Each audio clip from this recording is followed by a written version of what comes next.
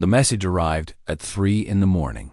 When most of the world was sleeping, Kevin Brooks sat alone in the communications center beneath the mountains of Colorado. He was 26 years old, and this was his first month on the night shift. The job was usually boring. He spent most nights drinking coffee and watching screens that showed nothing but static and routine satellite data. But tonight was different. The signal came from deep space, far beyond anything human technology had ever reached. Kevin stared at his screen as the transmission decoded itself. The message was not in any human language, but the computer translated it within seconds. Someone, or something, had sent this message knowing exactly how to make humans understand it. Kevin read the words 3 times before he believed them. People of Earth, this is the Galactic Council. You have 72 hours to surrender your planet and submit to Council authority. Resistance will result in the complete destruction of your species. This is not a negotiation. This is your only warning. His hands were shaking as he picked up the phone. 6 hours later, Daniel Harris stood in a room filled with the most powerful leaders on Earth. He was the Secretary General of the United Earth Coalition, a man known for his calm voice and steady hands. He had guided humanity through wars, plagues, and disasters. But nothing had prepared him for this. "The message is real," said Admiral Laura Bennett. She was a tall woman with gray hair and sharp eyes. She had commanded ships and soldiers for 30 years. "We have confirmed its origin. It came from a point in space approximately 40 light years away. The technology required to send such a message is far beyond anything we have developed. How long have we known about them?" asked the President of France. "About aliens?" Daniel Harris looked around the room. This was the moment he had hoped would never come. "We have known for 63 years, he said. "Since the crash in Nevada in 1962, and again in Siberia in 1978, and the incident in the Pacific in 2001, the room erupted in angry voices. Leaders shouted questions and demanded answers. Daniel let them speak. He understood their anger. The secret had been kept from most of the world, even from most governments. Only a small group had known the truth. We kept it secret because we were not ready," Daniel continued when the room grew quiet. "We were not united. We were not prepared. If the world had learned about alien life back then, there would have been panic, wars, chaos. So we waited. We studied. We prepared. Prepared for what?" asked the Prime Minister of Japan. Admiral Laura Bennett stepped forward. "Prepared for this," she said. "For the day when they would come and demand our surrender." She pressed a button, and the screens around the room changed. They showed images that made the leaders gasp. Ships, massive warships hidden in underground hangars. Weapon systems built into mountains and beneath oceans. A fleet of vessels stationed on the dark side of the moon, invisible to civilian telescopes. "We have spent 60 years building a defense force," Laura said. "We reverse-engineered their technology from the crashes. We improved it. We made it our own. Earth is not as helpless as they believe." The room was silent for a long moment. "But can we win?" asked the Chancellor of Germany. "Against an entire Galactic Council?" Daniel Harris took a deep breath. "I do not know," he said honestly. "But I know one thing. We will not surrender. Not today. Not ever." 12 hours after the message arrived, Earth sent its response. Ambassador Nicole Dawson stood before the transmission device. She was a woman of 50 with kind eyes and a gentle voice. She had spent her career building bridges between nations. Now she would speak for her entire species. "To the Galactic Council," she began. "We have received your message. We understand your demands, and we must respectfully decline." In the council chambers, 40 light years away, representatives from 100 species watched the transmission with confusion.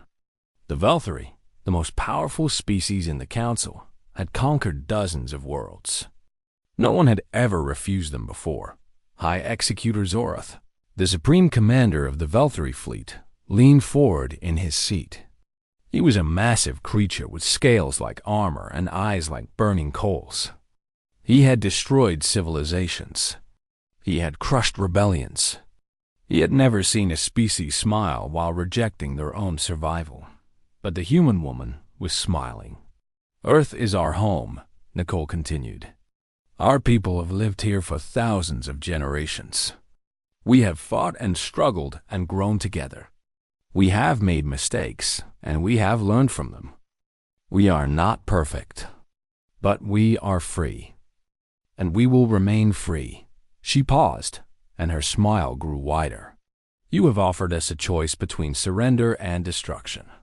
We choose neither. We choose to stand. We choose to defend our home. And we choose to hope that one day we might meet not as enemies, but as friends." The transmission ended. High Executor Zorath stared at the empty screen. Around him, council members whispered to each other in worried tones. This was not supposed to happen. Primitive species were supposed to beg for mercy. They were supposed to surrender when faced with overwhelming force. "They are fools," Zorath said.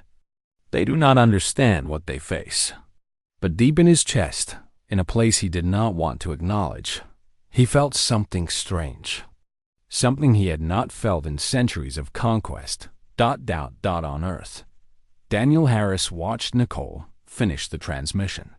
She turned to him, and her smile faded into something more serious. "Do you think they will attack?" she asked. "Yes," Daniel said. "They will come with everything they have. They cannot allow a primitive species to defy them. It would make them look weak. Then we should prepare." Daniel nodded. He looked out the window at the night sky, filled with stars that suddenly seemed much closer than before. "We've been preparing our whole lives," he said. "Every war we fought. Every obstacle we overcame. Every time someone told us we could not survive, and we proved them wrong. This is what humanity does. We face the impossible, and we find a way." He smiled, just as Nicole had smiled in her message. "Let them come," he said. "They have no idea what they are walking into." Across the planet, word spread quickly. People gathered in streets and squares, looking up at the sky. There was fear, yes, but there was also something else. Something that burned bright in every human heart. Defiance. The galaxy had demanded their surrender. And humanity had rejected it with a smile. Now they would show the stars what that smile really meant. Admiral Laura Bennett had waited 30 years for this moment. She stood in the command center buried, deep beneath the Nevada desert, surrounded by screens and officers who moved with quiet urgency. The room hummed with energy. Lights blinked. Voices called out status reports. And in the center of it all, Laura remained perfectly calm. "Begin protocol sunrise," she said. The words echoed through secure channels across the planet and beyond. In hidden bases beneath mountains and oceans, engineers and soldiers who had trained in secret for decades finally received the order they had always expected. Earth was waking up. On the dark side of the moon, massive hangar doors opened for the first time since they were built. Ships rose from their hiding places, their hulls gleaming in the light of distant stars. There were hundreds of them. Destroyers, carriers, battleships designed with technology that no human scientist could have invented alone. Captain Ryan Mitchell stood on the bridge of the largest ship in the fleet. The Edge Defiance was half a kilometer long, built to carry a crew of 2,000. Ryan was 42 years old, a man who had spent his entire adult life preparing for a war he hoped would never come. "All systems online," reported his first officer. "Fleet is forming up." "We are ready, Captain." Ryan looked out at the stars through the massive viewport. Somewhere out there, An alien armada was coming to destroy everything he loved. His wife was on Earth, his children, his parents, everyone he had ever known. "Good," he said. "Tell the fleet to hold position. We move when the Admiral gives the order."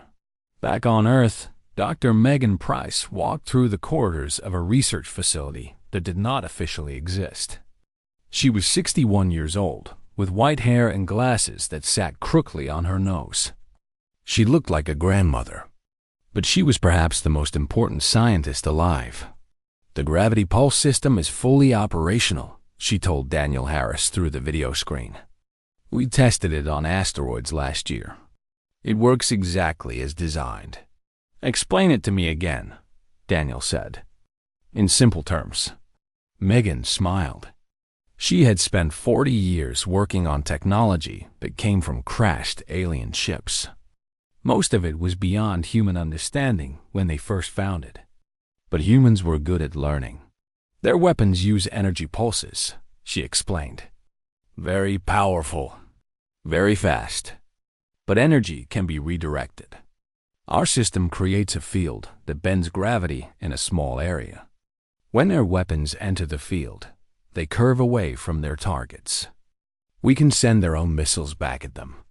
Daniel nodded slowly. "Will it be enough?" "It will help," Megan said honestly. "But technology alone will not win this war. The Council has thousands of ships. We have hundreds. The numbers are not in our favor." "Numbers have never been in our favor," Daniel replied. "That has never stopped us before." In Geneva, Ambassador Nicole Dawson prepared for her most important meeting. A ship from the neutral species had agreed to meet with her in orbit above Earth. They called themselves the Karathi, a peaceful race of traders and scholars who had avoided the Council's wars for centuries. The Karathi ambassador was named Velith. He was a thin creature with silver skin and large dark eyes that seemed filled with sadness. "You should surrender," Velith said. "I say this not as a threat, but as a friend. The Velthari have destroyed dozens of species. They have never been defeated. Your courage is admirable, but courage cannot stop plasma cannons." Nicole sat across from him in the small meeting room. She poured tea into 2 cups, a gesture of hospitality that seemed to confuse the alien. "Have you ever seen humans fight?" she asked. "I have seen your history," Velith admitted. "Your species has spent most of its existence fighting itself. It is disturbing." "Yes," Nicole agreed. "We are very good at war. We have practiced for thousands of years. But that is not why we will win." Velith tilted his head. "Then why?" Nicole pushed a cup of tea toward him. "Because we have something to protect. Our home, our families, our future. When humans fight for something they love, there is no force in the universe that can stop them." Velith looked at the tea, but did not drink. "The Council said the same thing about the Darathi, and the Namari, and the Vesti. All of them fought for their homes. All of them are gone now." "Then watch us," Nicole said with a smile. "Watch us carefully, because we are not like the others." 40 light years away, High Executor Zorath assembled his invasion fleet. 3,000 warships gathered at the staging point, their weapons charged and their crews eager for battle. The Velthari had not lost a war in 800 years. This would be no different. "The humans have a small fleet," reported one of his officers. "Perhaps 300 ships. Primitive designs based on stolen technology. They will fall within hours." Zorath nodded, but he could not forget the human woman's smile. There was something in that smile that bothered him. It was not the smile of ignorance or foolish hope. It was the smile of someone who knew a secret. "Send scout ships ahead," he ordered. "I want to know everything about their defenses before we attack." The scouts departed, faster than light engines, carrying them toward the small blue planet that had dared to refuse the Council. On Earth, The news spread across every screen and every speaker. Daniel Harris addressed the world, telling humanity the truth about the aliens, about the secret preparations, about the coming battle. "We face the greatest challenge in human history," he said. "An enemy with superior numbers and technology. An enemy that has conquered worlds and destroyed civilizations. They expect us to surrender. They expect us to beg for mercy." He paused, and billions of people held their breath. "They do not know us," Daniel continued. "They do not understand what we are capable of when we stand together. We are the species that survived ice ages and plagues. We are the species that split the atom and walked on the moon. We are the species that never, ever gives up." Around the world, people began to cheer. Strangers hugged in the streets. Old enemies shook hands. Differences that had divided humanity for centuries suddenly seemed small and unimportant. "We will face this enemy as one people," Daniel said. "One planet, one family, and we will show them what humanity really means." In the command center, Admiral Laura Bennett received reports from across the solar system. The fleet was in position. The defense systems were online. The soldiers were ready. She thought about her father, who had served in 3 wars. She thought about her grandmother, who had survived a refugee camp. She thought about all the generations of humans who had faced impossible odds and found a way to survive. "We are ready," she said quietly. Outside, the stars were silent and cold. But somewhere among them, an armada was coming, and humanity was waiting with a smile. The Valkyrie fleet arrived at the edge of the solar system like a storm rolling over the horizon. 3,000 warships emerged from faster-than-light travel, their massive forms blocking out the distant stars. The largest vessels were 5 kilometers long, covered in weapons that could reduce cities to ash in seconds. Smaller ships swarmed around them like angry insects. Hungry for battle, High Executor Zorath stood on the bridge of his flagship, the Dominion's Wrath.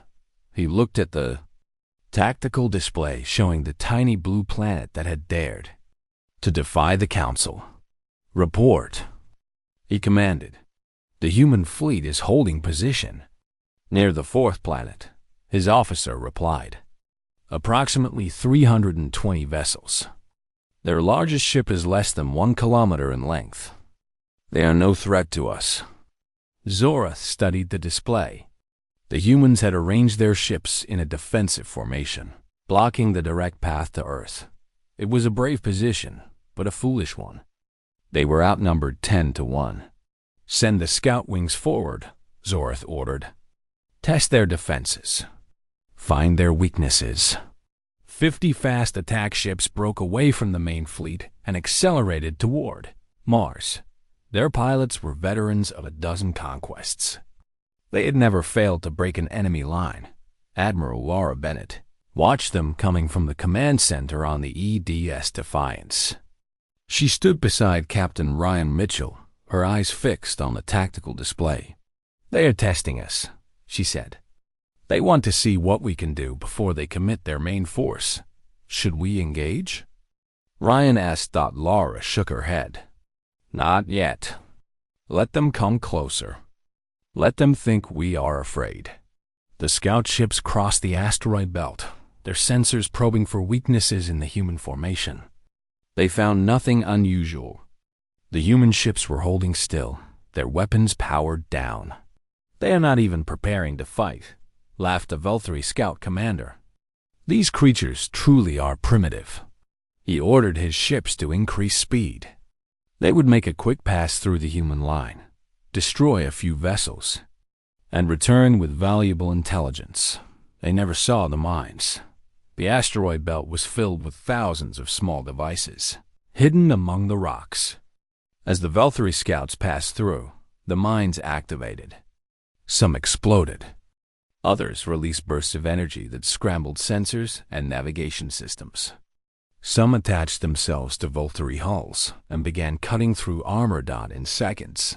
The scout wing lost half its ships. The survivors scattered, their formation broken. "What is happening?"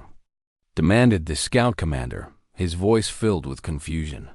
"Fall back," screamed another pilot. "They have trapped the entire belt." On the Defiance, Lavra allowed herself a small smile. "Humans have been fighting wars for a very long time," she said. "We have learned a few tricks." Back on the flagship, High Executor Zorath received the report with cold fury. 23 scout ships destroyed, the rest damaged, and the human fleet had not fired a single shot. "They are more clever than I expected," he admitted. "But cleverness will not save them." He ordered his fleet forward, but slowly. There would be no more careless attacks. The Valkyrie would advance carefully, clearing each obstacle before moving on. The standoff began. For 3 days, the two fleets faced each other across millions of kilometers of space. The Valkyrie pushed forward slowly, disabling human traps and testing defenses. The humans fell back gradually, making the enemy pay for every kilometer gained. Small battles erupted constantly. A human destroyer would strike at a Valkyrie supply ship and disappear before reinforcements arrived. Valkyrie fighters would attack a human patrol, only to find themselves caught in crossfire from hidden weapon platforms. The losses on both sides grew, but the Valkyrie losses were worse. For every human ship destroyed, 3 Valkyrie vessels were damaged or destroyed. "This is impossible," muttered Zorath's tactical officer. "They should not be able to fight like this. Their technology is inferior." "Their technology may be inferior," Zorath replied slowly, "but their tactics are not. These humans fight like they have been preparing for us their entire existence." In the neutral zone beyond the battle, Ambassador Nicole Dawson met with representatives from a dozen species who had come to watch. They sat in a diplomatic vessel, observing the conflict through long-range sensors. "You are losing ships," said Volith, the Karathi ambassador. "Your fleet grows smaller every day." "Yes," Nicole agreed. "But look at their fleet." The displays showed the truth. The Valkyrie had lost over 200 ships in 3 days. Supply lines were stretched thin. Morale was falling.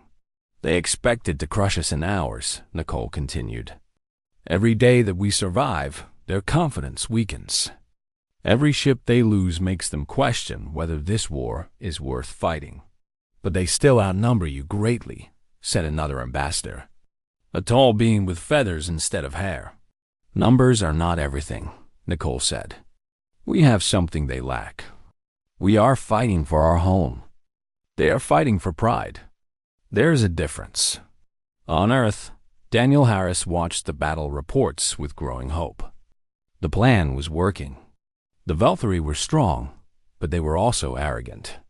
They had never faced an enemy that refused to fight on their terms. "How long can we hold them at Mars?" he asked Admiral Bennett through the communication link. "Perhaps another week," Lavra replied. "But eventually they will break through. We cannot stop 3,000 ships with 300. "We do not need to stop them," Daniel said. "We only need to make them bleed enough that they reconsider this war. And if they do not reconsider?" Daniel was silent for a moment. "Then we fall back to Earth and make our last stand. And we show the galaxy what humanity can do when we have nothing left to lose." In his quarters aboard the flagship, High Executor Zorath stared at the battle reports. The numbers did not make sense. His forces were stronger. His technology was better. His soldiers were more experienced. Yet the humans kept fighting. He thought about the smile on the human ambassador's face. That confident, knowing smile. What did they know that he did not? A message arrived from the human fleet. It was from Admiral Laura Bennett. "High Executor," the message began. "Your forces have suffered significant losses in the past 3 days. We offer a ceasefire. Withdraw your fleet beyond our solar system, and no more blood needs to be spilled. We have no desire for war, but we will never surrender our freedom. The choice is yours." Zorath crushed the communication device in his fist. "No," he growled. "There will be no ceasefire. There will be no withdrawal. These humans have humiliated us long enough." He turned to his officers, his eyes burning with rage. "Order all ships to advance. Full assault. We end this tomorrow." The message spread across the Velthari fleet. Engines roared to life. Weapons charged. 3,000 ships began moving toward Mars, and the small human fleet waiting there. On the bridge of the Defiance, Captain Ryan Mitchell received the news. "They are coming," he told Admiral Bennett. "All of them." Laura nodded. She had expected this. The Velthari could not accept a slow defeat. They would attack with everything they had. "Then we give them the fight they want," she said. "Signal all ships. Tomorrow, we show the galaxy what humanity is made of." The crews of 300 human vessels prepared for battle. They knew the odds. They knew many of them would not survive. But not one of them considered surrender. They were human, and humans never quit. The battle began at dawn, Earth time. 3,000 Velthari warships advanced in a massive wave, their weapons lighting up the darkness of space with deadly energy. The human fleet stood before them like a wall of steel, and determination. Captain Ryan Mitchell gripped the armrest of his command chair as the first enemy fire reached his ship.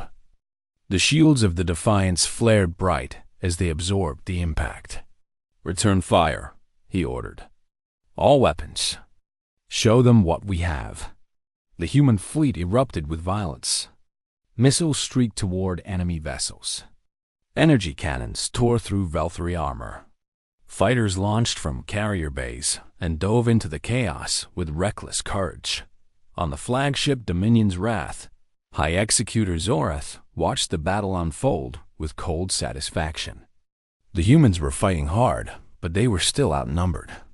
Every minute, more human ships fell silent, destroyed or disabled by overwhelming firepower.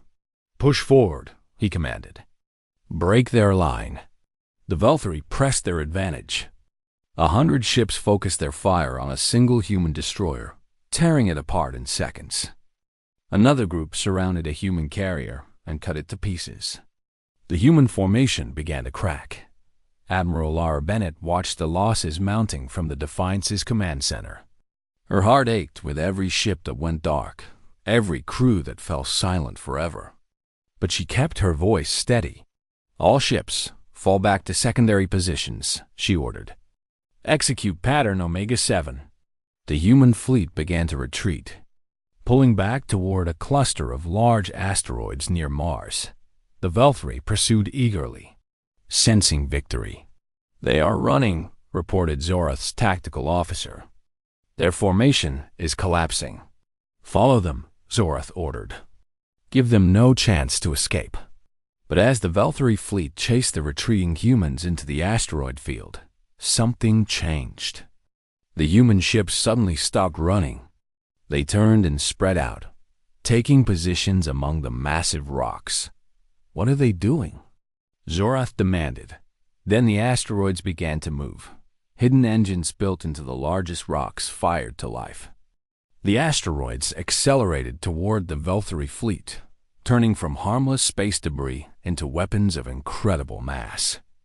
Velthari ships tried to evade, but there was nowhere to go. The asteroids crashed into them, crushing vessels like insects. They weaponized the asteroids, Zorath realized with horror. They have been preparing this trap for years. 300 Velthari ships were destroyed in minutes. The tight formation that had seemed so unstoppable moments before was now scattered and confused. And then the human counterattack began. Captain Ryan Mitchell led the charge personally. The Defiance dove through the chaos, its weapons firing constantly. Behind him, every surviving human ship followed, attacking with fury that stunned the Velthari crews. "Target their command ships," Ryan shouted. cut off their coordination. Human strike teams hit the Valkyrie supply vessels, destroying ammunition stores and fuel reserves. Without supplies, the enemy fleet would be stranded far from home. On Earth, Dr. Megan Price activated the gravity pulse system. Massive generators hidden on the Moon and Mars created fields of twisted space that bent around the battlefield. Valkyrie missiles curved away from their targets. Energy beams scattered harmlessly into the void.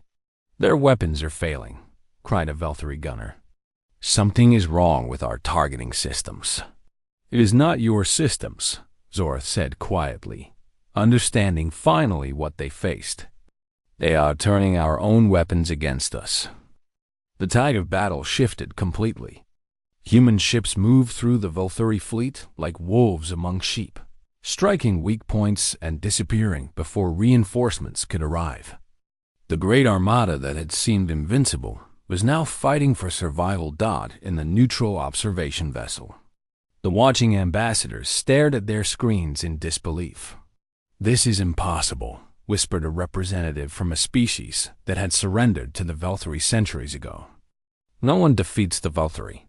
No one." Ambassador Nicole Dawson sat calmly among them, her hands folded in her lap.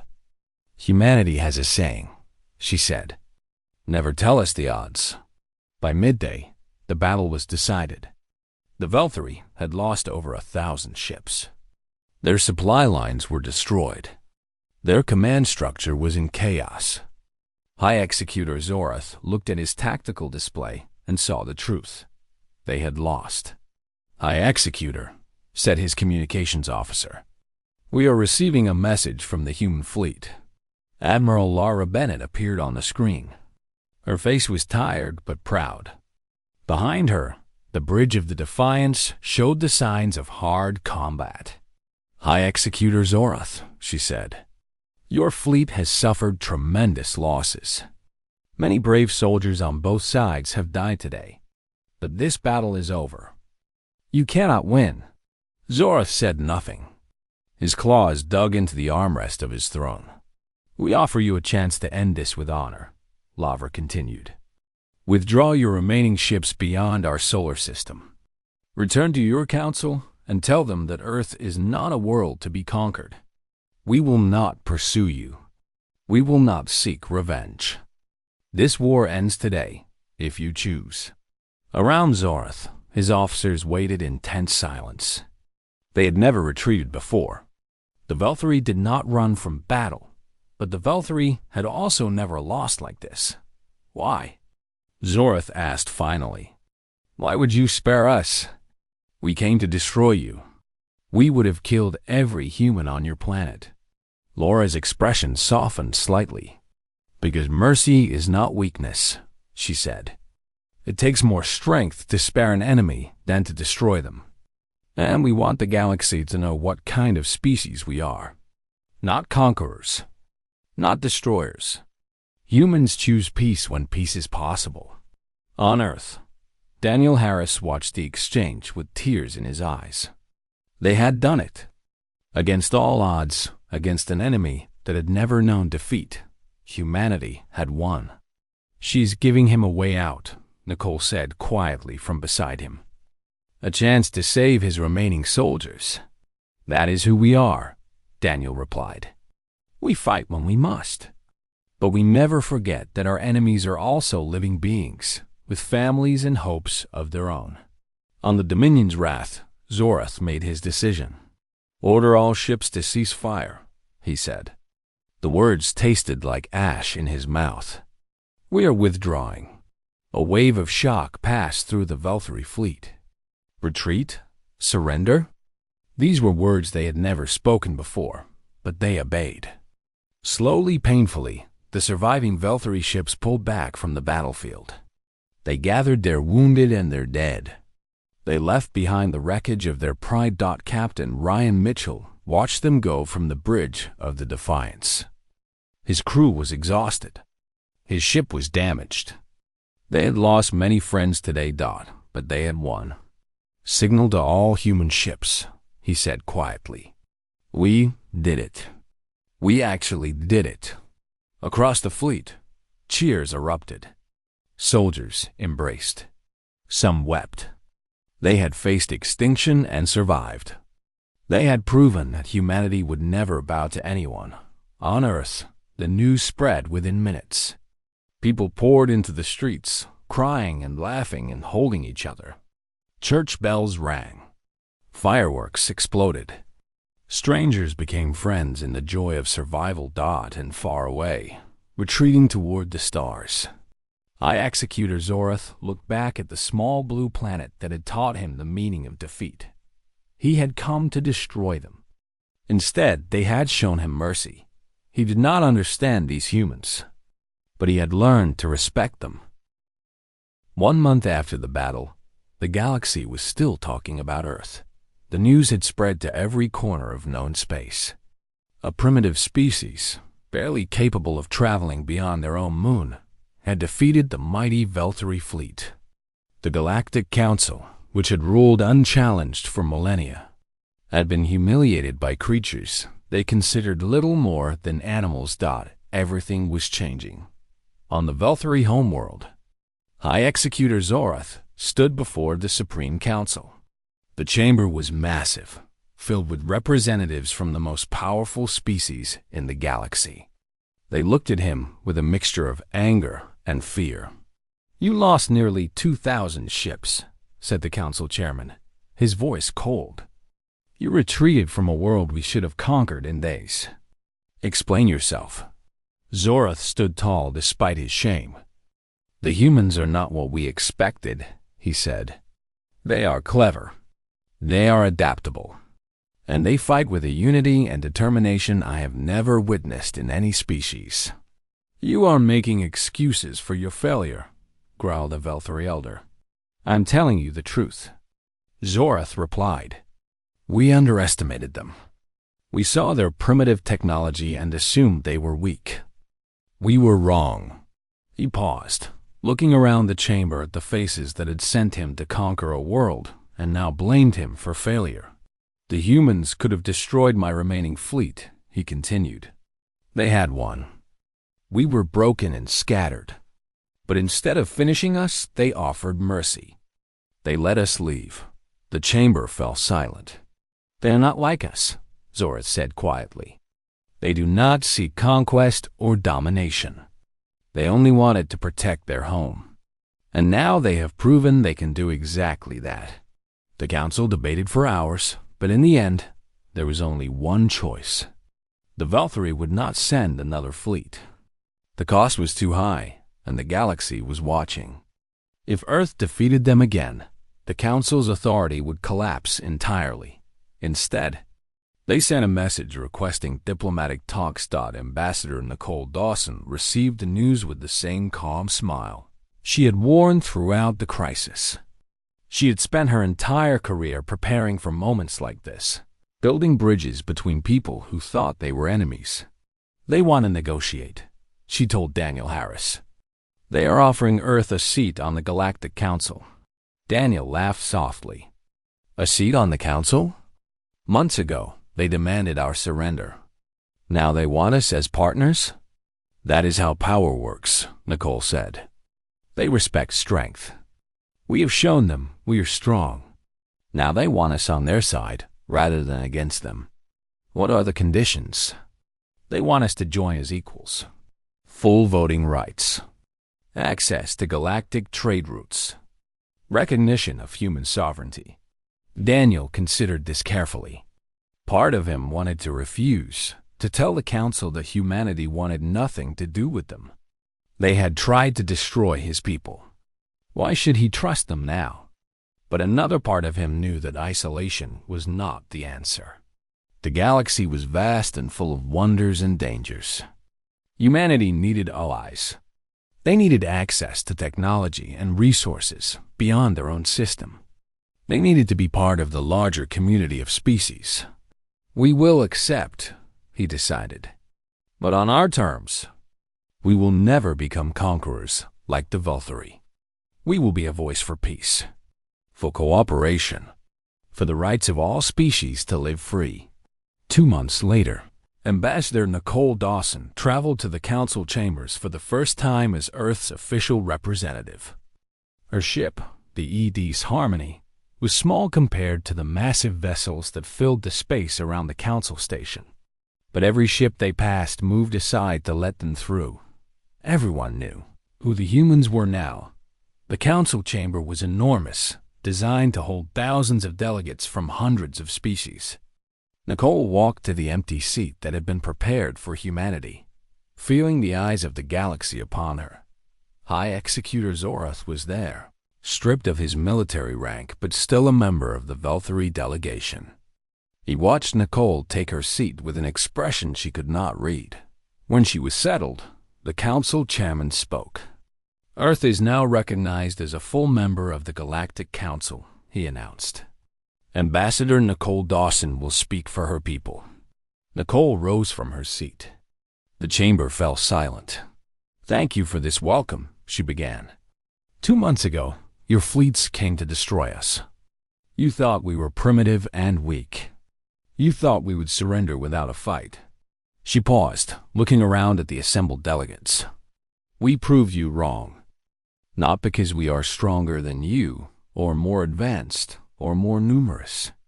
We won because we stood together. Because every human on our planet, despite our differences and disagreements, united to face a common threat. We are not here today as conquerors.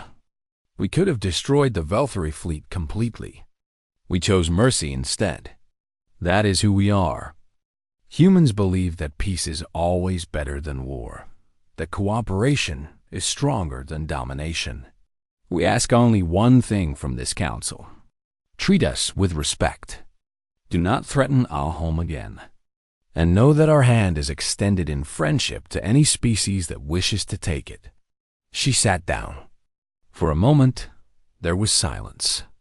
Then, slowly, applause began to spread through the chamber. Not from everyone, but from many. Species who had lived in fear of the Velthari. Species who had been conquered and forced to serve. They saw in humanity something different, something hopeful. After the session, Zorath approached Nicole in the corridor outside the chamber. Ambassador, he said, may I speak with you? Nicole nodded.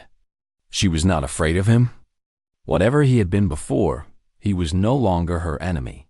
I have spent my entire life believing that strength meant dominance, Zorath said slowly.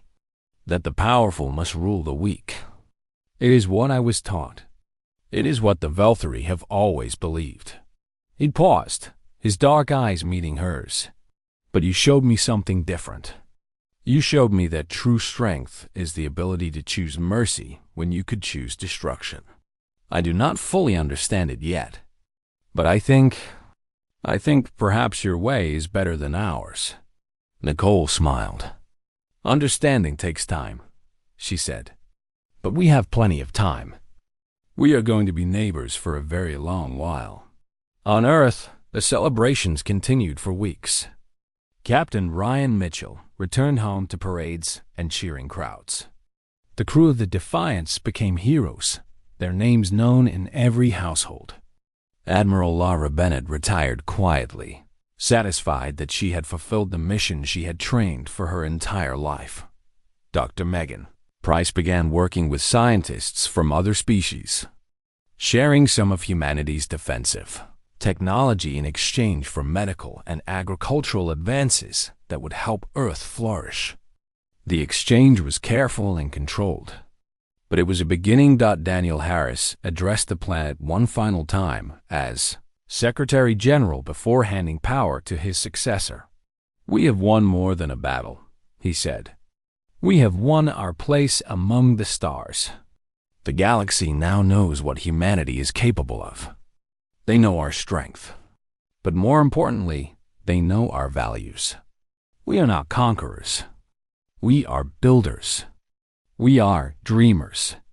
We are a species that looks at the impossible and finds a way. That is our gift. That is our legacy. The future is uncertain. There will be challenges ahead, new enemies, new crises. But I have faith in humanity. I have seen what we can do when we stand together." He smiled, the same confident smile that had become humanity's symbol. We rejected their surrender demand with a smile. Now we enter the galactic community with that same smile. Not from arrogance, but from hope. From confidence in who we are and what we can become. Welcome to the future. Humanity has arrived. In the council chambers, Nicole Dawson sat among delegates from across the galaxy. Some were friendly. Others were wary. A few were openly hostile. But she was not worried that she thought about Kevin Brooks, the young officer who had received the first message on a quiet night shift. She thought about Daniel Harris, who had made the impossible decision to fight. She thought about Ryan Mitchell, Lara Bennett, Megan Price, and all the countless humans who had sacrificed and struggled to bring them to this moment. They had faced extinction and survived. They had been offered surrender and chosen defiance.